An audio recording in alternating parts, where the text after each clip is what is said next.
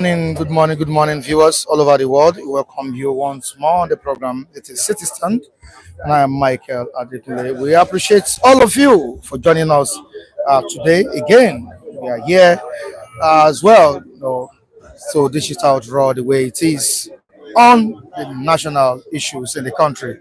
Still about the state of the nation on the 16th of January 2025, the state of the nation. What is happening in the country? What is Emir Sanusi saying about the state of the nation? Sanusi has said that he will not advise the government of President Bola Ahmed Tinubu. Anyone said he won't advise the federal government any longer. All right, I will be looking at why Sanusi said this. And who is Sanusi? Of course, we know Sanusi was the former CBN governor of the nation, former central bank governor of Nigeria. I mean, he's former CBN governor. He's also the emir of Kaduna.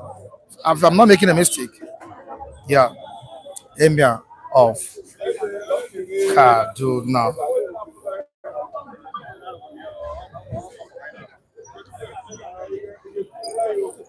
All right. Sanusi, the emir of Kano or Kaduna. No, it's currently, yeah.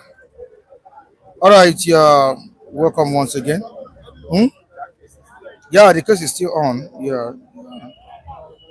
From that's the emir of Kano. Sorry about that. Emir of Kano. So sorry. Emir of Kano, not Kaduna. Sanusi is the emir of Kano. And of course, there's this emirship also between Sanusi and Ado Bayero, and which the court has ruled in favor of Sanusi. Of course, Ado Bayero is still on it. He's still trying to make sure that he reclaims his position as the emir of Kano State. All right, another one we'll be discussing this morning is the 2025 budget. National Assembly proposing about 25 trillion naira revenue target for FIRS. Also, what happened yesterday? Yeah, yesterday, President Bola Ahmed Tinubu and other prominent Nigerians, lay Nigerian leaders, lead reds at the arcade Abuja in celebration of this year's Armed Forces Remembrance Day. Vice President Kashim Shetima, okay, I can see the Vice President Kashim Shetima represented President Bola Ahmed Tinubu, who was the special guest of honor at the National Arcade venue of the activities marking the 2025 Armed Forces Celebration and Remembrance Day parade. All right, to the comment section. Let's see what our viewers are saying this morning. I need to acknowledge the presence of our viewers. All right, good morning, good morning, good morning. I can see the comments in the comment section. You're welcome on the program. Yeah, we are live. You're live. You're live. You're live. You can come on board. All right, to the comment section. What do we have? Good morning, Udeze Chima. Thank you so much for joining us this morning. Yeah. Okay, Adijo Elonga is here this morning. Thank you so much for joining us. We appreciate you. Egbona Kingsley Madrid, Emeka Igbo Jeze, thank you for joining us. Joshua Omoba, we appreciate you for joining us. Olua Shino Craig, thank you for joining us this morning. Today's Chima also is here. Say good morning to every one of you watching us currently from different countries. All right, the emir of Kano State, person of Sanusi Lamido, the former CBN governor, has said that he won't advise the administration of President Bola Ahmed Tinubu. Wow. He has advised him recently on the reforms and policies, the president has brought on board. But it seems the leaders, members of the All Progressives Congress are not heeding the warnings and advice of the Emir of Kano State. Talking about Sanusi. All right, we shall be reviewing this together this morning. And don't forget the state of insecurity in the nation. Amnesty International is condemning the act of terrorism in Nigeria. And the Chief of Defense Staff, Musa Christopher, recently said that there are countries financing or funding terrorism in Nigeria, and which is truly, destabilizing the peace of the nation. We'll be discussing all this this morning. I have Kunle here with me this morning. Kunle, good morning to you. Yeah, good morning. Welcome you on the program. Yeah, thank you very much. Thank God for life. Thank God for a new day. We're witnessing. God bless every one of us and every one of the viewers there. Yeah, before we commence the program, we were discussing the uh, battle, the ownership tussle between Ado Bayero and Sanusi in Kano State. And you said, uh, is it you or no? I think you said President Bola Ahmed Tinubu didn't give Sanusi the support he envisaged the president would give him. But Oyeze said, no. I said at some point it seems President Bola Ahmed Tinubu gave him some support, which Oyeze said not to.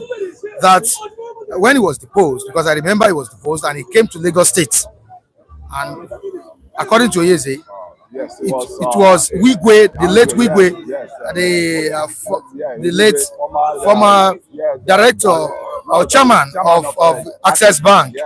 Yeah, that's aboard Emir Sanusi in his Ikoyi house. Yeah. So The battle is still ongoing, I think despite the fact that the court has ruled in favor of Emir Sanusi. Yeah, you have something to say, right? I have something to say. You see, as Sanusi has always been a controversial person. Nevertheless, with the acumen of economic instinct in him, he has always been a controversial person. And I can see one problem too many. You could remember it was same Sanusi that came on here when he was coming from I think it was it from Cameroon or from one of these African countries. He went for the central bank governors meeting of the African central bank governors, and on his way back, he got to Abuja there, and there was a conference they organized. When it was Sanusi to talk, Sanusi raised an eyebrow that $20 billion is missing in oil treasury accounts. And what's it called? President Jonathan deemed it fit that this guy is not fit to be on the seat. Then he quickly sent his sack letter to him, and that was what brought in Emefiele. That was who they use now. They now use Emefiele to replace him. You see, when an elder has oral problem, it's bound to be having issues. And as it is, they brought Soludo to replace Sanusi. That's what I'm saying. When Sanusi gave a fake, what's it called? Fake news that $20 billion is missing in oil treasury account in order to embarrass Jonathan government. And that was what the APC of then capitalized on to, unleash, that political, maneuver on top Jonathan. So anything Sanusi says, and it's still a bit related to, can I say Sharia, or what's it called, Islamic, because he is the one that was even proposing Islamic banks in Nigeria. So I think they should just ignore Emir Sanusi as it is, because It's been a controversial, even his kingship now has been a controversial banish, unbanish, banish, unbanish. The other time they sent him to Nasarawa for hostage to go and cool himself down there. Then they brought him back again. I think the issue there is between the Gandoje and the Kwankwazo, right? And they are the one behind the scene beating the drum. Still a political matter. Yeah, It's a political matter. that is why I said Ganduje on one side, Kwankwazo on the other side, because none of them, no one wants to bow for each other. Ganduje served under Kwankwazo, and Ganduje now said he's matured enough to stand on his own. While Kwankwazo, I don't even know where he stands. He was formerly with the APC then. He contested the presidency with, presidency, what's it called, with election with the APC, with Atiku, in which Atiku came third, Kwankwazo came first, second, and the president, what's it called, Buhari, as of then. So I can say the crisis they have in among themselves in that, what's it called, that their state. That's I'm talking of Kano State, which is an emirate state. I think it's not yet to push it the effect. It's not yet to down the effect of that crisis they're having. It's still going to go a long way. All right. I think We have our viewers talking about this matter. Taiwo Nlade is dishing out some comments here in the comment section, which we need to read out. Not just Taiwo Nlade, some of our viewers are also responding to the situation on ground. The Kano State Emir Sanusi at it again, telling the federal government that he won't advise them again. Okay, Taiwo Nlade is saying that Sanusi should be ashamed of himself. How many advisors he brought to northern parts of Nigeria to eradicate poverty? Nonsense. Taiwo Odulade on this one. Okay, Natalie Labu. Kunle Sanusi has stated his view and stand. Please, what is the need of advising a government that knows it all? Wow. Nathaniel Labu, what is the need? A government that claims to know all. And truly, just like the presidential candidates in the 2023 presidential election that I'm talking about under the platform of the umbrella of Labour Party, Peter Obi, in his new message, remember, he condemned some policies of President Bola Ahmed Tinubu, which the APC came after him after that remark about Tinubu's policies. I think a normal government, a wise government, will not believe in itself alone. It should listen to the advice of people. People are seeing from afar. They are seeing what is going on. Of course, Sanusi may not be part of Tinubu's administration, but I believe Sanusi also is part of the Nigerian government and is part of governance in this country and is seeing what is going on. So, don't you think someone like Sanusi, who in one time in Nigeria here, govern the affairs of CBN, should be listened to? I think you heard what I just said now. Even when he was the governor of CBN, he went out. They banished him under the crisis he created. As an elder, as a leader. Let's forget about the crisis he created. You are talking about the harsh policies of President Bola Ahmed Tinubu, which Nigerians are not finding easy at this point in time. This 2025. And don't forget that the president said, this year will be better than last year. And leaders like Obasanjo, had also said it that we should hope for a better system of government this year. That's 2025. Thank you very much. Okay. Thank you very much. Mike, let me throw that bombshell. The policy Tinubu is embarking on now is being was introduced to him by Okonjo Iweala, which is IMF policy. They should go and verify what I'm saying. IMF policy. that is the policy that can, that can bring the cushion, that can cushion the effect as it is now. And Okonjo-Iweala came in then when he was about to be, when he was the president, when he acquired when he get to that seat of the presidency, when he got to that seat, Okonjo-Iweala came with the policy that Nigeria will go through, and the Nigerian will have to abide with it. Although there may be some, hardship that comes with it, but they told him or her that if Nigeria wants to liberate themselves economically, you have to embark on that IMF policy, which World Bank itself supported it. And with the trade center, chairman of the World Trade Centers, as she is, she know more than we do.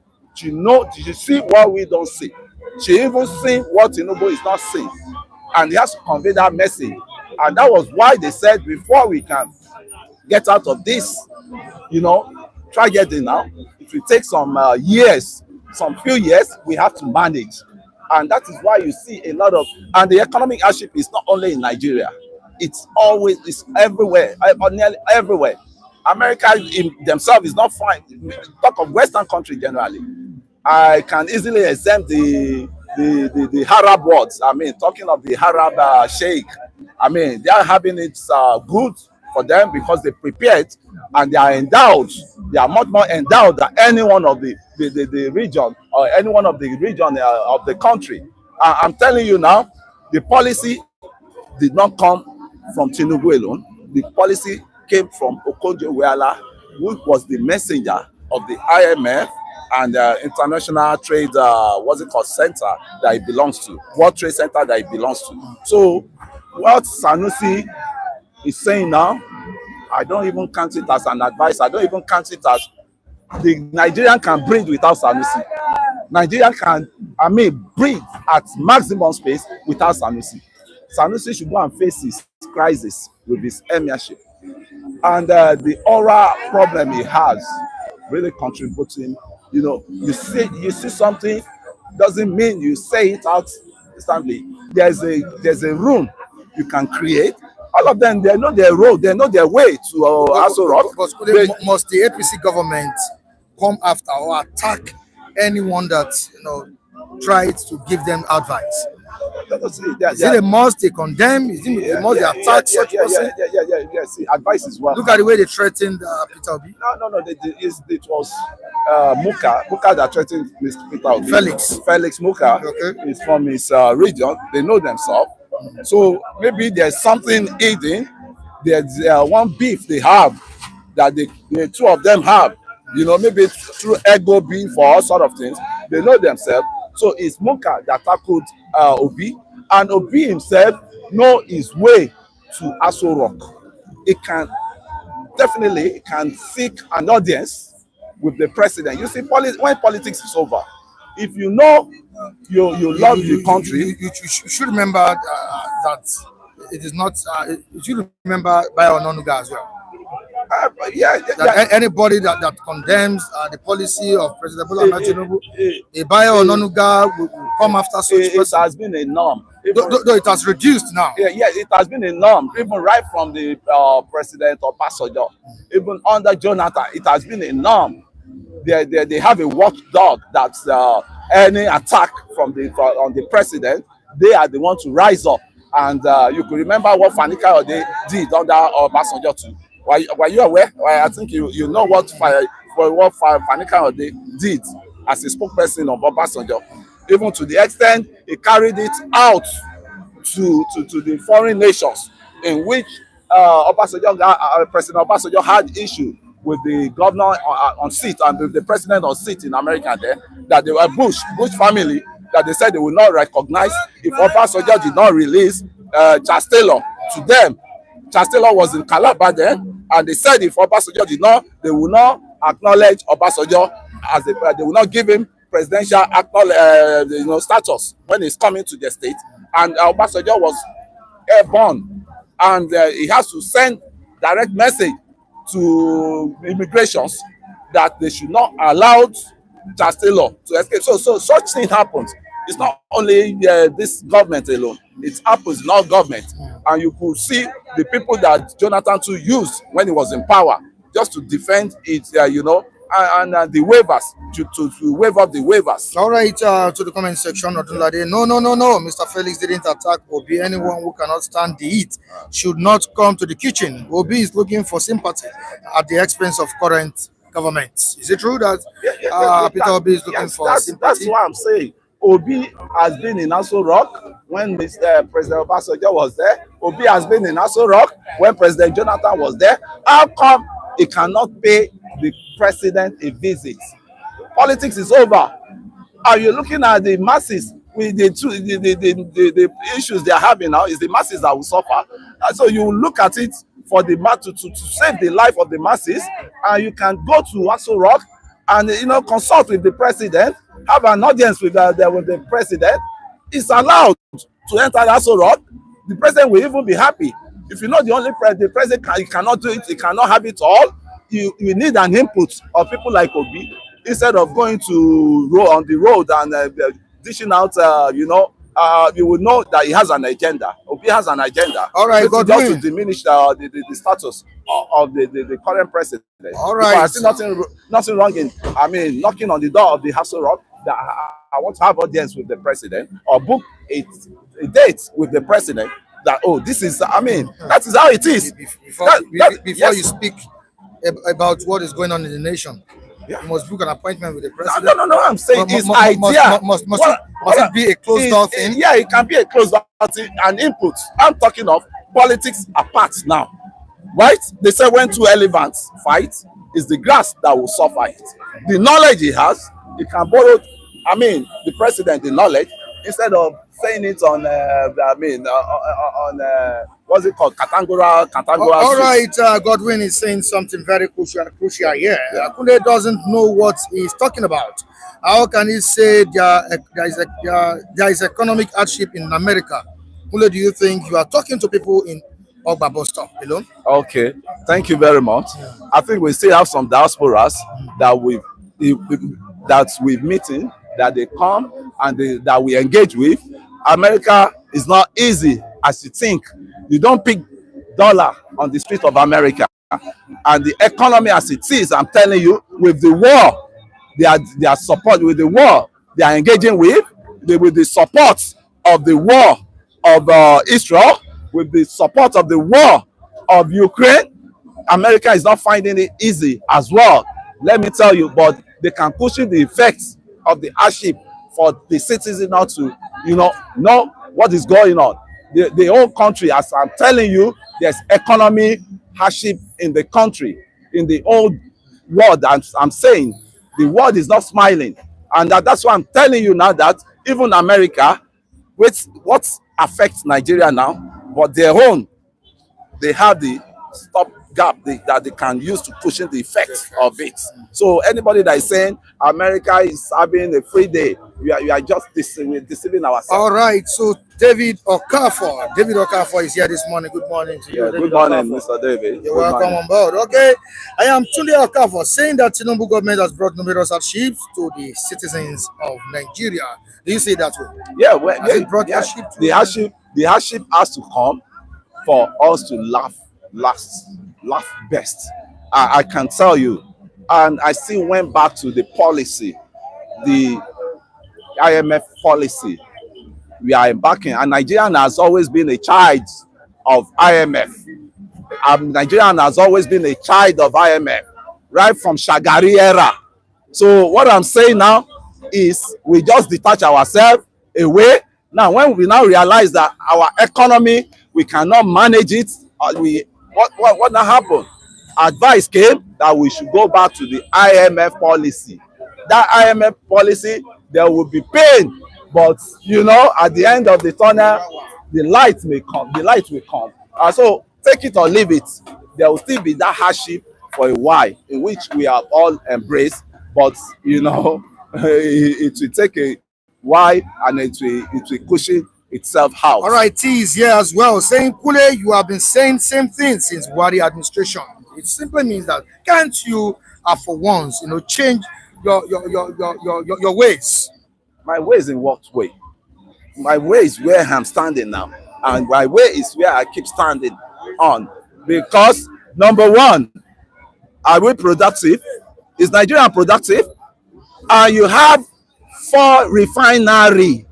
If when it's not a cause, when it is not a spiritual problem you're having, none is working for years, for decades, and you said that you have it easy in Nigeria.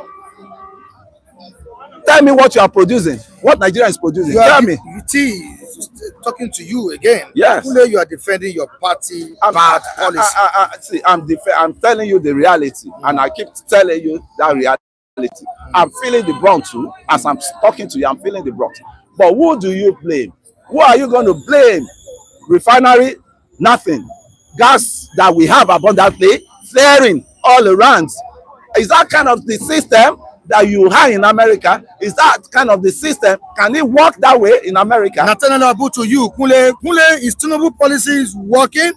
Can you be sincere with yourself for once? I've said it all. Are they listening to what I'm saying? They are listening. I've said it all. I'm just reading that the comments to this you. policy, it will come with ash.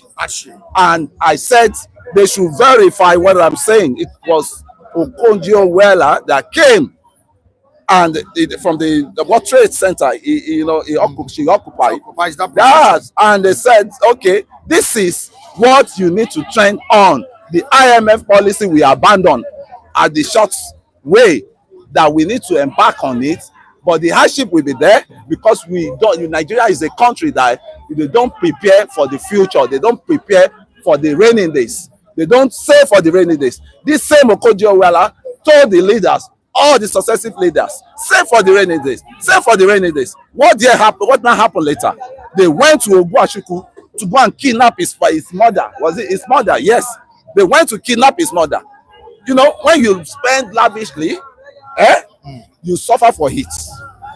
I think the people that are talking there, they are just economical with the truth. The same woman has come to advise Nigeria. This is your policy, and you remember there was oil boom then. There was oil boom in the universe generally. There was oil boom in which Nigeria benefited from it. So let's take tribal, let's take any this thing away now. We are talking the reality now. It seems most of the viewers are for you today. They are here for you. I'm here for them too. And I know you're also here for them. I'm here for them. I'm here for them. All right. Kule is here for you. Everything is allowed. Everything is allowed. For Kule this morning. Okay, still in the comment section with Kule. Yeah. Kule, tell us one thing that Tinubu has done that is positive, not spoken about. Not spoken about, but has put in action. That's into action. Tell us one thing President Bola Ahmed Tinubu has done since he assumed. Thank you very much. That office. Thank you. That's very what much. This person is saying. You know, we are the one feeling the hardship. You still want to defend him? Yeah, right? I'm defending my own future, the future of my children. Okay. Not Tinubu doesn't know me, but any policy that liberates the future of my children. Now, from the policy, let me start from the policy. Look at the local government autonomy. That is one vital section that Nigerians, all of us, are not concentrating on. Why did I say this? They are the closer government to us. And by doing that local government autonomy, it's bring governance closer to us. Then number two, the tax reform bill. I have no business with the tax reform. It's not going to affect me as a common man because I don't earn up to 1 million. Right? I don't earn up to 1 million. Number three, decentralizations of institutions that only they just put down, or they put down in one region, which is the northern region. Now he has decentralized all those institutions. Like, what's it called? This central bank now. The banking sector. Banking sector generally. Even Sanusi himself said, because they said they are going to bring out the key aspects of the central bank back to Lagos. Because Lagos, take it or leave it, is the capital commercial capital of Nigeria, if not some African countries, encroached to some African countries. Now, he said in that Abuja, the children of who is who, they will appoint their children, they will get their children job over there. I want the diaspora to be listening because they may have it easy there. And I'm happy with them for being where they are. But we that we are here, the way out to solve the solution is what we'll be looking for. Instead of condemnation, where we have to criticize them, we criticize them constructively. Where we have to praise them, we praise them for what they are doing. Several times I've been on this platform and I've said, President Tinubu, these are the minister you have to remove for Nigerians to have peace. I said about the power, I said about the other ones that I not, So it's not that I'm here just to favor. None of them know me. But since I have a good life in my childhood, Nigeria wasn't like this. So how will I now look at my children? I will not look at the future of my children, that this Nigeria that I enjoyed a bit, and will not allow my children to swallow in poverty so that's what I'm saying now, that Nigeria, if we get ourselves right as it is, and mind you, the system I'm tired of the system likewise. That is what you see me right from onset, even proud to the time the flip was there. I was always standing on decentralization, and I was always standing on the constitution that is binding us. It's not a working constitution, it's not a workable constitution, and it's a deceptive constitution. You're talking of the what's it called, colonial constitution, Macpherson constitution, and what's it called, this general, what's it called, Abdul Salam constitution, right? That was what they matched together that we are using. But is it working? No. And people like Ayoku, you see, I listen to the words of elders. Instead of me wasting my time, I listen to the word of elders that have seen it all. Ayoku said, if you bring angels, 5 angels or 100 angels into Nigeria, they cannot fix what is on ground now because the foundation is weak. So that's why we are now saying, me have said I want decentralization. Let everybody go on regional way, and we will know who is our headache in our different region. We can tackle. But the government is not closer to the masses. Is the government closer to you? It's not closer to me. I don't even know. I've not been to Abuja before. Even I want to go to Abuja now to seek an audience with the president.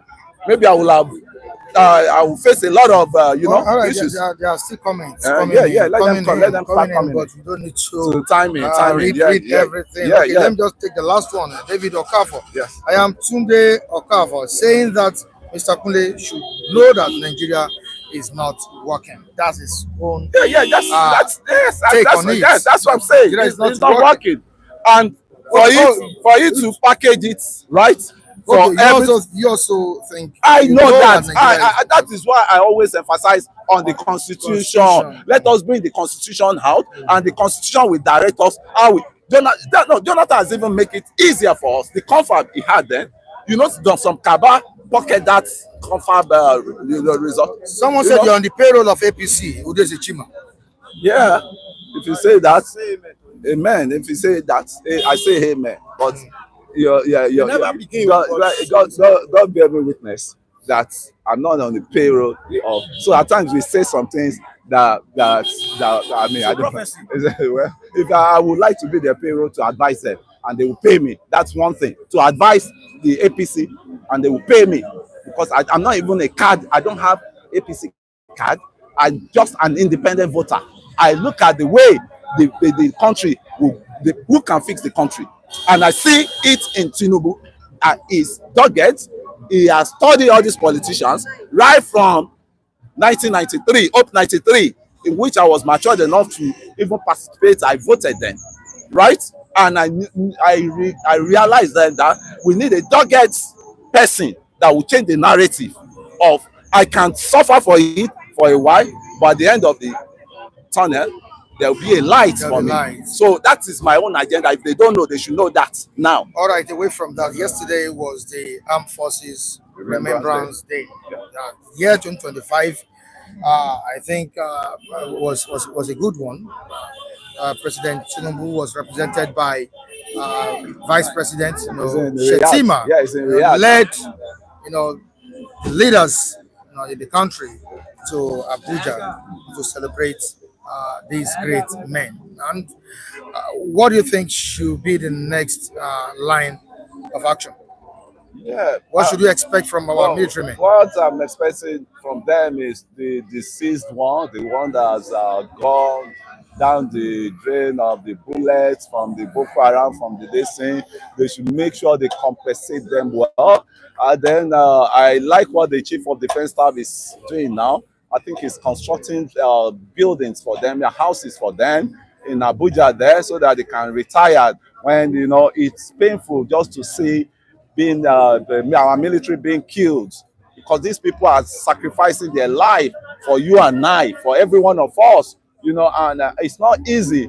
So to me, I think the military deserve to be treated well, and their widows, they left because I was watching the TV the other time. I saw a lot of widows that are complaining that they are not really enjoying themselves since their husband since they lost their husbands.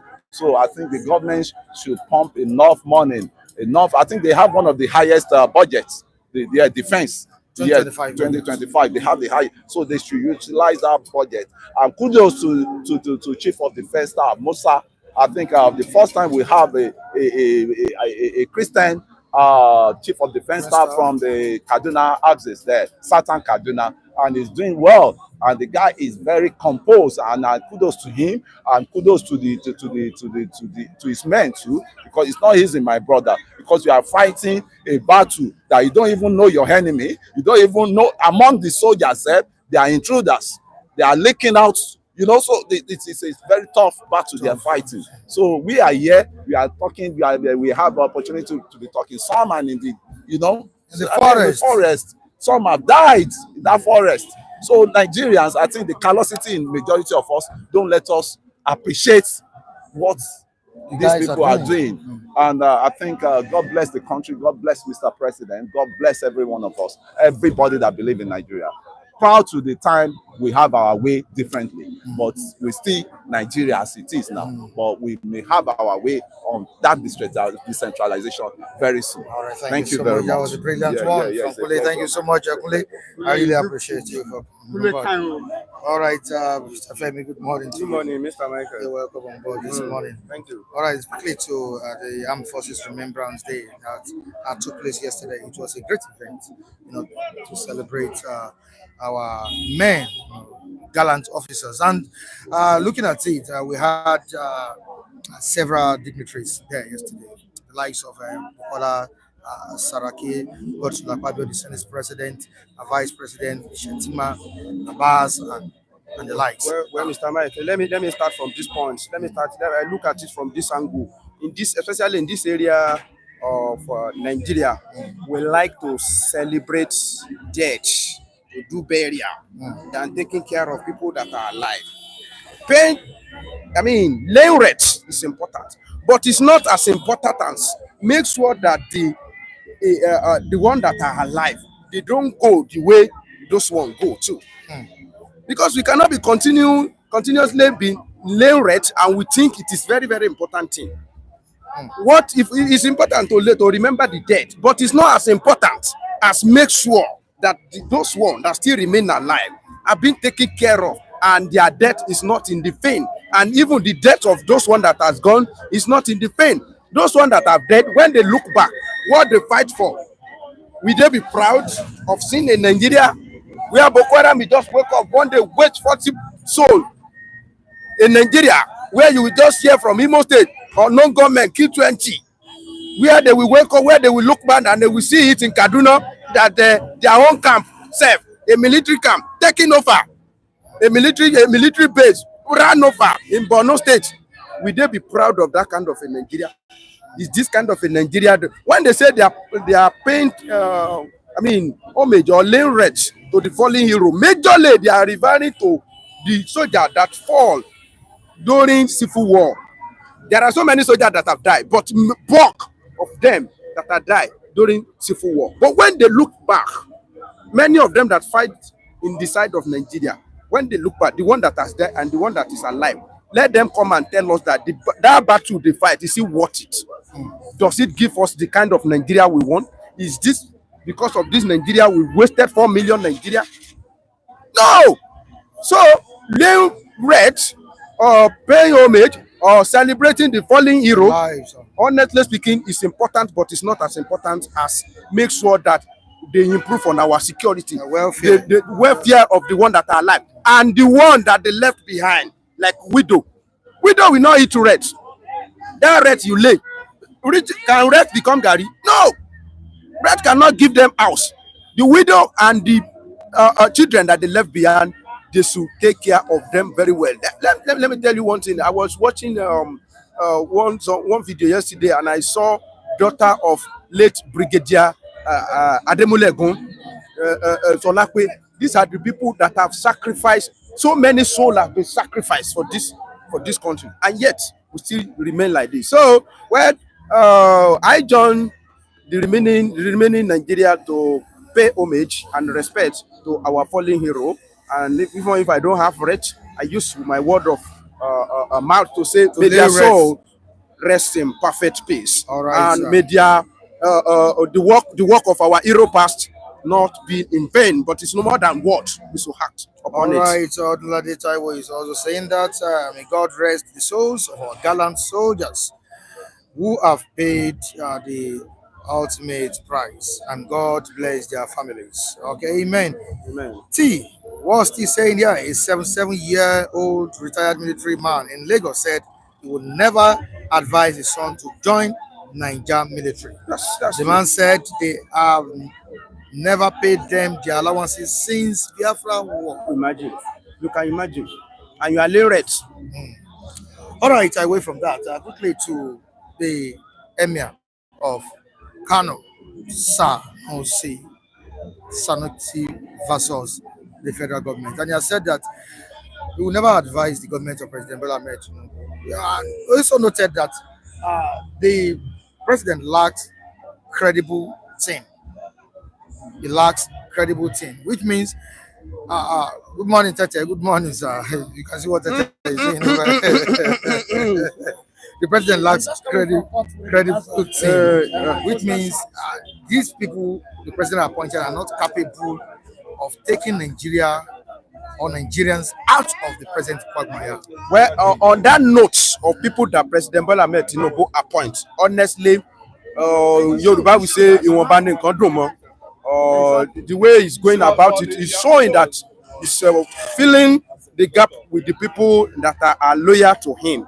And I'm not sure nepotism can help any nation, because instead of looking for people that are competent, you will be looking for people that are loyal to you, even in a list position that you'll have looked for. If to say who employed Dora Akuyili, was it Obasanjo? Obasanjo. If to say Obasanjo was looking for people that are loyal to him, we wouldn't have seen people like Dora Akuyili. But Obasanjo was looking for a trustworthy person, and God gave him Dora Akuyili. Stubborn egot. All the whole southeast go against Dora Akuyili, because if you with that kind of portfolio they gave him, you have to give her. She has to face our own people, because that is the genesis of what you want to deal with. Fake drug, drug. You will deal with them, and he didn't look at Yusuf face. He deal with all of them. Although Nigeria fought back, that is the syndrome of that is Nigeria hegemony.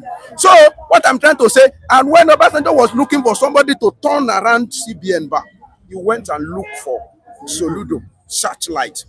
And when he was looking for somebody that's vibrant about economy, he went to look for Okonjo-Iweala.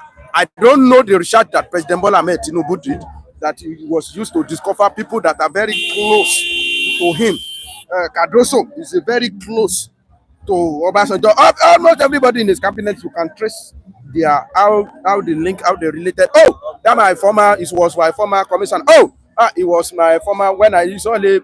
So I don't think in that area Sanusi has point. But away from that one, if he has advised him in another way, and the same thing play out when Buhari was there. When Buhari was shouting, honesty, honesty, integrity, Sanusi said, see, integrity is very, very good. And honesty is very, very good. But it's not 100% honesty. What if you are honesty and you don't have intelligence? No, it's not his fault, yo. Something you don't know.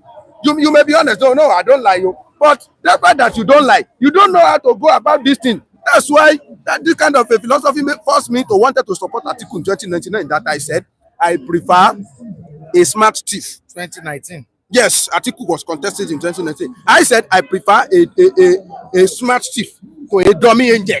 A dummy angel that they will give something, he will not even know where. He didn't steal it, oh. He tell you the truth, oh, but he can open door. The thief will come and carry your shop, but it's honesty. He will not know how to do 2 plus 2. It's equal to 5. But a smart thief that went about turning your 1 million naira to 1.5, he has gained 200,000, kept in his pocket, and he gave you 1.5. He didn't do well. That is my point in 2019.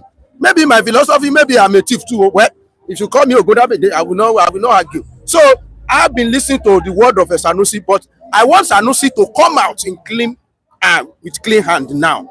Apart from nepotism, which other area he has advised President Bola Ahmed Tinubu? Is he going by the way President Bola Ahmed Tinubu try to decentralize this country? I think he should address that one. Decentralization of this country is very, very important. If Nigeria is being decentralized, honestly speaking, the agitation will be reduced. That's the truth of the matter. And I'm not want to be sentiment here. After President Bola Ahmed Tinubu decentralized the north, it should come to Lagos State also. Decentralize and make sure that seaport is decentralized. If there is another place where they will have their seaport, let them have their seaport, so that everybody will feel belong. We will not see ourselves as outcasts. Udeze Chima, quite unfortunate to see a half-educated man insulting an academic guru, an economics par excellence like Sanusi. I don't know who is addressing. But economic guru, you see the mistake Nigeria is. We believe in certificate. We believe in professor. We believe. Good like Jonathan has PhD. But in politics, yes, can his PhD play any role? They put him aside with his own PhD. A professor cannot solve. A professor that could not see. Have you forgotten? Don't it, I couldn't see. A professor couldn't read the figure of election. I couldn't see. They went to go and bring halogen. Yet, professor could not read what it is. Okay, forget about academy and professorship that bring us. It give us nothing. We have so many professors. Go to Ekiti. What do they use professor to do? There are so many. So let's forget about it. All right, thank you so much, Mr. Femi. Now to Oyeze. Good morning, sir. Yes, good morning. No, I've not spoken. I have so much interest on the development surrounding the Emirates and what is playing out in Kanu, and of course how it is connected to Tinubu and this present administration. Me, I don't have any reservation whether Sanusi is coming up with whatever he's coming up with, what is the plan. But I knew that these are the same elements that were used against Jonathan.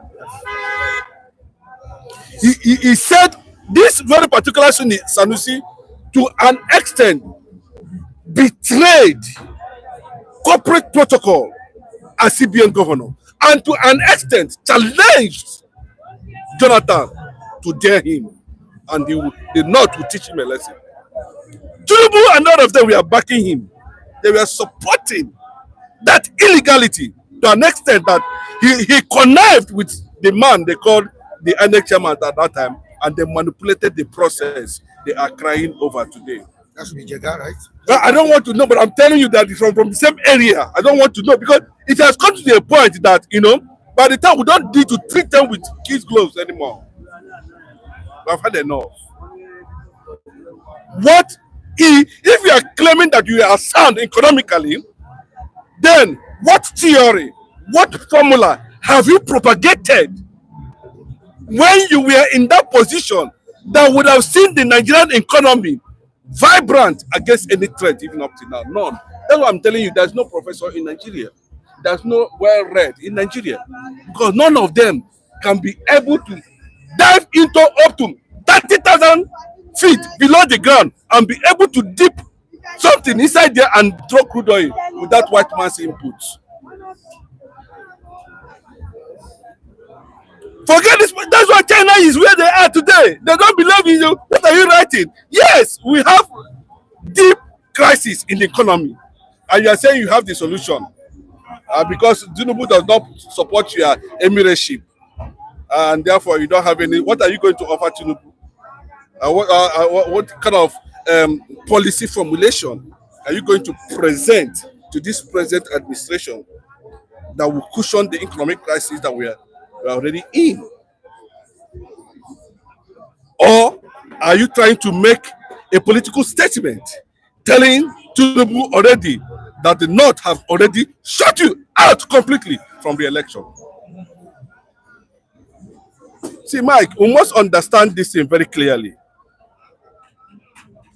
The sophistication of the southern part of the country for over time now has been dragged on the floor by the Northerners. I'm not a Yoruba man, no, because I'm not a Yoruba man, but I'm telling you to an extent, the northern part of the country have enjoyed more than anything else. Anything in terms of governance, in terms of political strength, in terms of looting, crude oil, everything, they have enjoyed enough. Allow Tinubu to collapse so that we know he has collapsed. Then we'll go and continue to. You see, there was a reason why Moses has to strike the 10 commandments and break it into pieces so that it can be amended.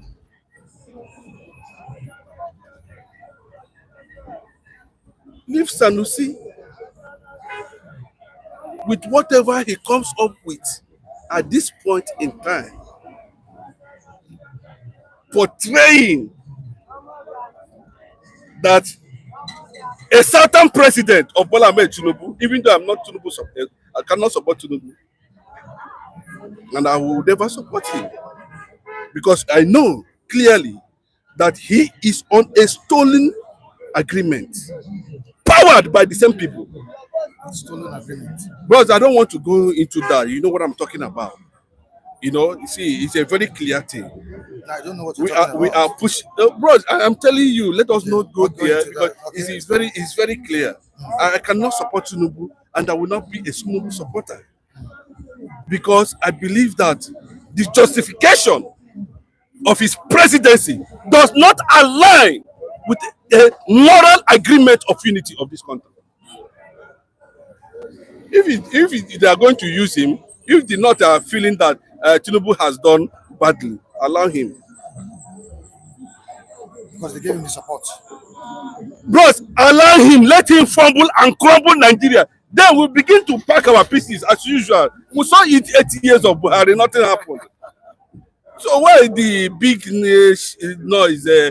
What kind of economic theory are you going to propagate? So should we wait until that happens? Bros, let me tell you, it has already happened. No, bros, it has already happened. Nigeria started collapsing in January 1966 on the 17th. That was when Nigeria started collapsing. No! Well, a lot of people say it's January 15 because of the coup. But if you dive deep and demand that Govs publish the report of the committee that supervised the treason charges of Awolowo, Govs have this thing. It has not been made public. Then we'll be able to know why Chukwumanzogu's coup that took place on the 15th January, just like we're in January now, and the one that was supposed to take place on the 17th January, Govs has the record. That was the beginning of balkanization of Nigeria.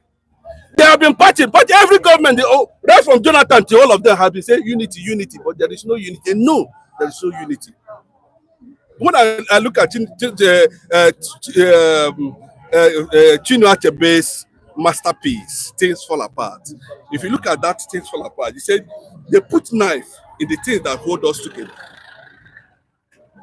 When you use knife on the fabrics of the unity and you are doing it like this, you are cutting some nerves that connect actors to the unity.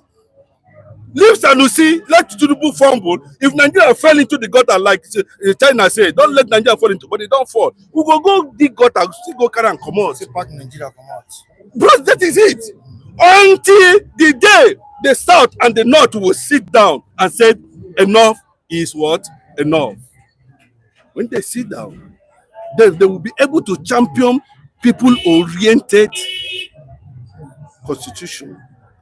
Not this McPherson, 19 British champions, amendment, military come, military no say. We don't need that. Even when Emeka Anyaoku was advising that we jettison this corrupt constitution and let the people sit down and say, this is how we want to be governed. All the races, all the tribes, all the minorities in Nigeria coming together and sit down and say, this is what we want. Let us leave British influence. Let us leave. Bros, go to China. They know they use spoon, eat. No, you know they see China. You know why they are not. Anything that has to do with British mentality, they jettison it. When will Nigeria learn to jettison anything that has to do with and become black Africa as they are? Everything about. I think this guy said this something some time ago, Femi. He said we need to generate our own ideology and policy as black people.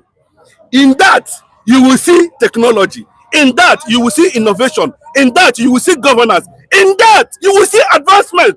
In that, you will see the ingenuity of a black man.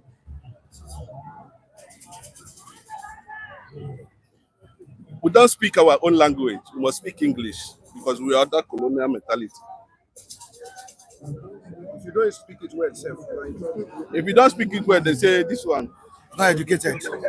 It's an illiterate. Bros, let the North give us a space. Let this man do whatever he feels that he has the power and the prowess to do. Let them continue to throw the wheel, expected. Opposition, expected. You know, do away, you know, govern way, expected. Agreed, it's normal. All right, in response to the remark of Udeze Chima concerning Sanusi, that is an economic guru, so things, also that. Okay, we have a Gloria Ebo saying that indeed an economic guru, yet he had a hand in the beheading of a southerner in the name of religion. Motasini! People forget so easily. I will forget! I don't blame the person that Nigerians are.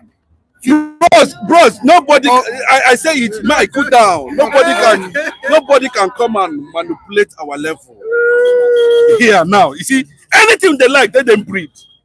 He's also a graduate of Sudan Sharia University. He went to Sudan, or he didn't go to. After reading it, see, when they are propagating this thing, bro, you don't know the bleak Islamic ideology, theology, everything, and pretend his children know they wear this when they take cover face. But say, me could not know where again, cover them. No, you know go cover. I don't go cover. Why? Because I have a hand to dip inside the pulse. I don't need to cover. I need to open my eyes very well and see the pulse very well. I know how I'm going to take my fair share. What a corrupt nation. What a corrupt unity.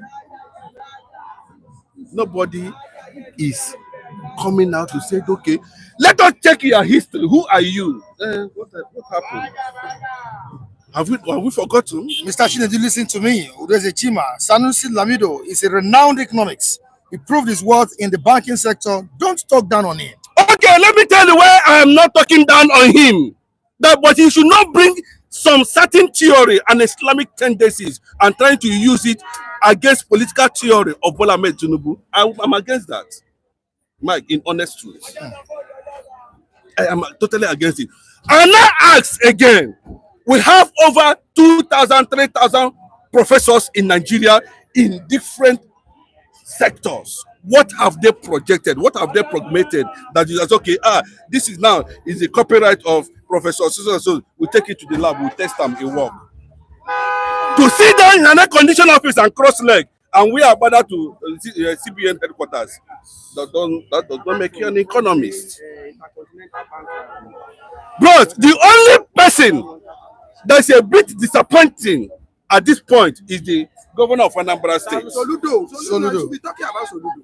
If you talk, because I needed to see your economic financial policies, you're able to sit down and say, okay, Sanusi, okay, yeah, to an extent, yeah, because bank recapitalization, this Sanusi kicked against it. What are you telling me? We know these men, we know who they are. But thank God for Obasanjo's reform as at that time. He stood his ground, and the Nigerian bank were recapitalized, I think up to 25 billion as at that time. For the first time. And not only that, when he wanted to make 20 naira the higher denomination, the whole world came down and shut him down. Bro, let me tell you, you see, this thing is not about how, bros, what I'm telling you, Jonathan was also questioning him in a fora in Abuja, where he said, Sanusi, please, you said so billions of dollars we are missing in my government. Propaganda. Because they wanted Jonathan out. Then, I want the person who is reacting to that to show me proof of a book or a theory, financial theory, economic theory, as a financial analyst and economist that Sanusi has promulgated, that Nigerians can say, okay, at least he did this policy while he was in the banking sector. Just like we are making reference to Soludo, even though we are not enjoying his government in Anambra State.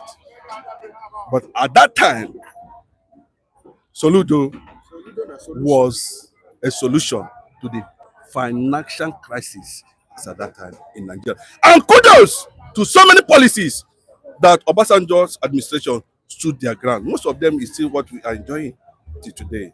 Unfortunately, these northern people came into power, and because they do not understand this thing, bros, you must separate your religion, their theory, religion from the issue that has to do with governance. That's the problem. You cannot attach religion with governance. You cannot bring religion to the concepts of statistics, to the concept of economy, to the concept of how to project an economic policy that will see Nigeria balanced, apart from dig hole inside this thing, bring crude oil, go and sell them for China, exchange money. Nigeria is doing well. That is all they know. That's what made them economists.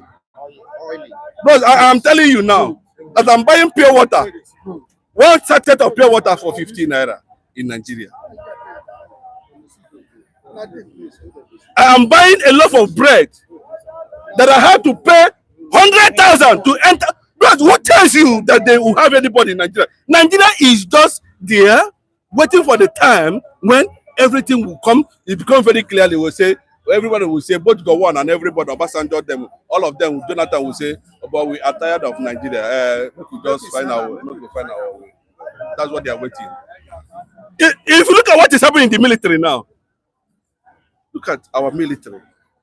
Can you compare this military when we talk about those days of Obasanjo, Tukumanso with them, when they go to Bomber War, Congo War, they lead both British, they lead, no, I'm telling you, they lead both the British coalition forces. The Nigerian soldiers themselves are the front, are the war front, leading other coalition.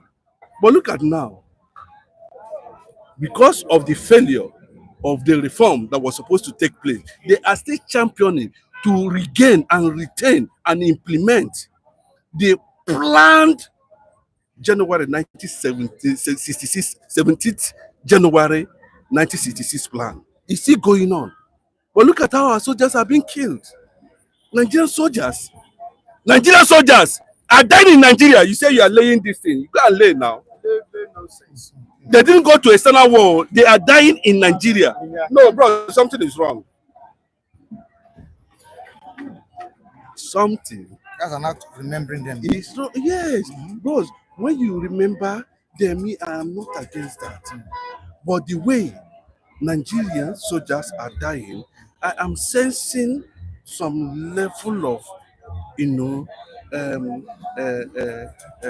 sabotage In the system. in the system.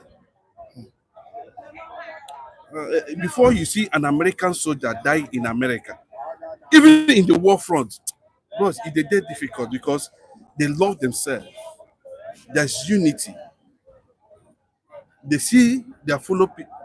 Bro, if you go to America today, those of them who are America, who are listening, who are watching this platform right now, America have colonies. But the leadership and the government of America does not see those as colonies. They see them as Americans. And if you see their generals, their sergeants, their military, you see how disciplined, professional they are. Bro, why is it that we have not been able to curtail insurgency in Nigeria for over 60 years now? And the people, they still they come say they day here. They go still come. In Nigeria, they say they day here. You go see a helicopter, they go paint on the one where we don't know. They go still carry and come. They go say they day here. All right, Chinedu Mike. Thank you so much for your contribution. We really appreciate it. All right, Mr. Tete. Thank you very much. You Good morning. listened to what Chinedu just dished out. I think that was a great one from him. Quite commendable. So, how do you feel about what he said? Well, I differ a bit in some of his, speeches, Okay. because in the practice of public relations, especially psychological area, even from the grapevine, we make use of grapevine. Do you understand? If I'm Bola Tinubu, the president, what Sanusi has said, I'll make use of them. I will extract certain things. I don't quarrel with what Sanusi has said. I don't have to go to the personality of Sanusi. I don't have to go to his profile. I don't have to be annoyed because, like Chideru was annoyed. As Jagaban is annoyed, he won't be annoyed. He'll be happy. Because in the psychology of public relations, we make use of those things. All right? Because what he has said, you can't say that from A to Z that you won't extract anything from there. If I'm the president, all those things that are criticizing, they are an eye opener for me. I use them. There must be check and balance. If you continue, for instance, Igbo people, if you want to succeed in business, you don't have to surround yourself with their relations. If you surround yourself with their relations, you are going to collapse. You understand? Some of all these people that our Jagaban has surrounded himself with, he worked with at Lagos State and all the rest. Some of them will make him to not to do well. That's part of the thing that Sanusi is saying. Will anyone come and tell me that there's no truth in that? You understand? So you don't have to just go straight, one straight jacket, this criticism on somebody. Granted that Sanusi himself is part of this our problem, okay? Granted, but that does not mean that you should not extract certain point from his assertion and what have you. Do you understand? Yeah, I did not see what he was talking about Islamic something. I did not extract some religious inkling from what he was talking about policy, management of policy and all the rest. So myself, I read it. It's on my phone. I went through it. So I'm not for. My own appeal is that our president should look at it critically, which I know he will do. Now, let's look at what Sanusi said.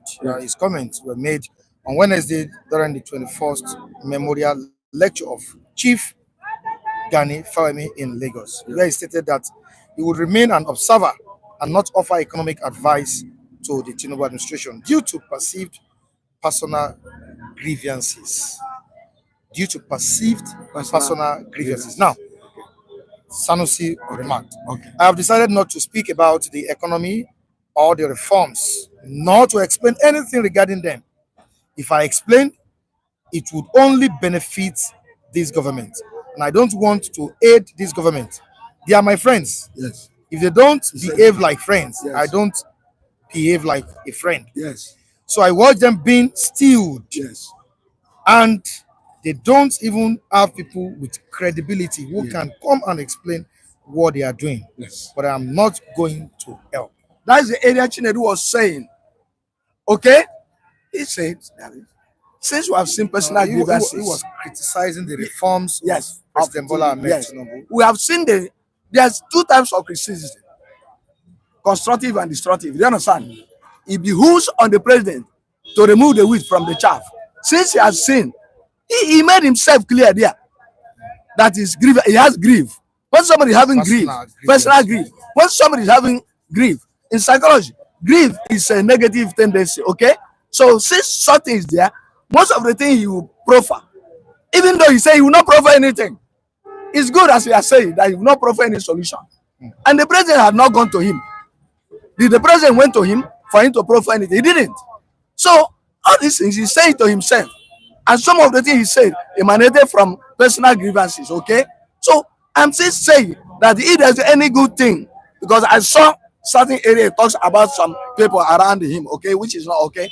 If there's some area the president should make use of, that is my own. You don't expect your opponent to be saying good of you. What personal grievances is he talking about? They know themselves. Is it because he was dethroned, or what? Was the APC involved in his? Yes. Is that what? Yes. Yes. Yes. APC is against. Yes, Ganduje is the chairman of APC, and APC have been against his enthronement. Okay, there's no way you'll be happy with the APC. You are here in Nigeria to see what has been going on. Ganduje have been pushing, and all along he happened to know that the president may be aware of what is happening. You understand? Some of all these grievances, it is good. The president is lucky for him to have opened up and said all this. The president is lucky. I'm saying that yes, he's lucky, because the dangerous thing is for him to conceal all this without voicing it out, and the president may think it's with him. Now that the president has voiced out, the president has known his stance that he's not with him. He has said a lot of things. Okay, so the president is not a kid. Everybody happen to know the way it's going, and don't forget that he's a northerner himself. Don't forget that the northerners, how they are looking at the president, because that's why some of us are saying, allow this man, the president, let him continue, because it's not everybody that is there that can pull some of the weight the president is pulling in terms of the area that the northerners, some of them have been sapping. When you look at what we are facing presently, I think we have two major challenges: economic and security challenges. Right. These are the two major challenges. Yes. Do you think he has solutions to these challenges we are facing? You mean the president? Yeah, Sanusi. Which solution? Economically. Which solution has he? The security we know, the insecurity we have emanated from the north. So what does he have to do with security? That what I'm saying. Providing solutions to our security challenges. Which solution can he provide? Yes, God bless you. That's what we are doing. Yes, I know. He himself knows. He's just beating about the bush. He knows that they are part of the problem. Chinedu said it. I agree with some of the things he said. Jonathan problem and all the rest. He was part of them. Though they were together with Jagaba, all of them were in the same block. Okay, so that's why even there are certain things he cannot say himself. Some he cannot say because they were in the same basket, all of them in the same boat. You understand? So there's not much he can do for the president. All that he is doing is expressing grievances of what he has suffered in that emirate struggle. This is the major part of it. The man has suffered. Why is voicing this? Because he has won now. Okay? He forgot to know that the president is still the overall that can upturn, capable of upturning his enthronement. You understand? So he has to be very careful. The president is lucky, to me. The president is lucky. Honestly, if you ask me, I don't see much Sanusi did when he was CBN governor. Only what he did is to make noise about exposing how $125 billion is being removed from the whatever is missing, and how Desiani has been embezzling, how 25% of Nigeria income has been spent in the House of Assembly, but projecting a particular policy that will redefine our economy. Then he has not been able to do that one. And apart from that one, the only another thing that I saw is that he was able to provide like 100 billion naira for Islamic Bank in the north. those are the things that Sanusi achieved. So when he's not talking about solution, or he has one solution, that to me is sounds childish. As if somebody say, I hide your thing, I will not show you. If you show, because of his personal grievances. Imagine he has personal grievances. Yes. So I don't. You know what he has suffered in this kinship, problem battle that been on. You know what they have suffered. You know that this has been on, and you know that the hand of APC is there. All right. There's no way you'll be happy with the APC. All what I'm pleading with everybody is that nobody should castigate him. Nobody should personalize it. If I'm the president, I'll be happy for all the things he has voiced out, so that I can make use of the ones I want to make. There's no way he will not make use of them. The president will make use of the negative ones to place him, to know this is where this man stands. Do you understand? The positive ones, he will make use of them. So the man is working. All right, the comment section, OB12OB. Yeah. Sanusi is one of the most intelligent men in the north. Taiwo Odunlade, yeah. As Sanusi knows, he's been sidelined. He knows his words are not heavy anymore. He may be loaded, but not needed. He may be loaded, but not needed. Is you know what I asked you? Did the president ask of his assistance? You know what I said before? The president didn't ask him for any assistance. Why bringing on this? We have been asking. Yes. We have been asking that. Let me tell you, Mr. Michael, talking is cheap. Yes. When one of the things that puts Sanusi into trouble is talking in the north. That you people stop all this Islamic whatever you are doing. Put your children into school. Yes.